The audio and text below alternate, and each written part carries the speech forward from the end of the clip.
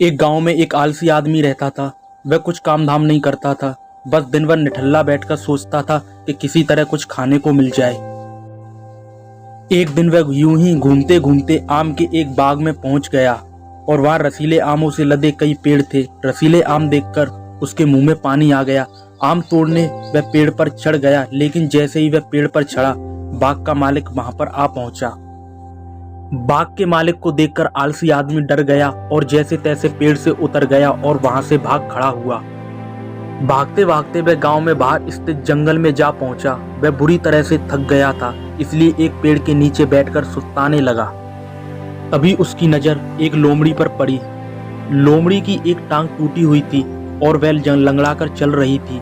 लोमड़ी को देखकर आलसी आदमी सोचने लगा कि ऐसी हालत में भी इस जंगली जानवरों से भरे इस जंगल में ये लोमड़ी बच कैसे गई, इसका अब तक कैसे शिकार नहीं हुआ।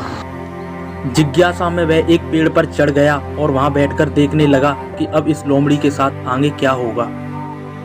कुछ ही पल बीता था कि पूरा जंगल शेर की भयंकर धाड़ से गूंज उठा, जिसे सुनकर सारे जानवर डरकर भागने लगे। लेकिन लोमड़ी अपनी टूटी टांग के साथ भाग नहीं सकती थी, वह वहीं पर खड़ी रही। शेर लोमड़ी के पास आने लगा। आलसी आदमी ने सोचा कि अब शेर लोमड़ी को मारकर खा जाएगा, लेकिन आगे जो हुआ वह कुछ अजीब था। शेर लोमड़ी के पास गया, उसके मुंह में एक मांस का टुकड़ा था, जिसे उसने लोमड़ी के सामने गिरा दिया। लोमड़ी इत्मीनान से मांस के उस टुकड़े को खाने लगी। थोड़ी देर बाद शेर वहां से चला गया। यह घटना देखकर आलसी आदमी सोचने लगा कि भगवान सच में सर्वे सर्वा हैं। उसने धरती के समस्त प्राणियों के लिए, चाहे वह जानवर हो या इंसान, खाने पीने का प्रबंध कर कर रखा है। वह अपने घर लौट आया। घर आकर वह 2 से 3 दिन तक बिस्तर पर लेटकर प्रतीक्षा करने लगा कि जैसे भगवान ने शेर के द्वारा लोमड़ी के लिए भोजन भिजवाया था, वैसे ही उसके लिए भी कोई खाने पीने का सामान लेकर आएगा। लेकिन ऐसा कुछ नहीं हुआ। भूख से उसकी हालत खराब होने लगी। आखिरकार उसे घर से बाहर निकलना ही पड़ा। घर के बाहर उसे एक पेड़ के नीचे बैठे हुए बाबा दिखाई पड़े।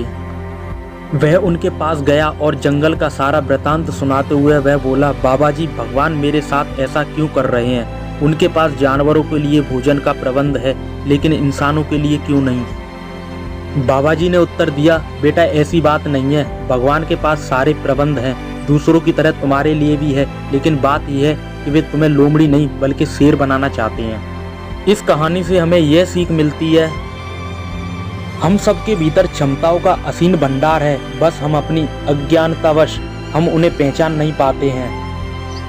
स्वयं को कमतर समझकर दूसरों की सहायता की प्रतीक्षा करते हैं। स्वयं की क्षमता पहचानिए, दूसरों की सहायता की प्रतीक्षा मत कीजिए। इन्हें समझदार बनिए कि आप दूसरों की सहायता कर सकें।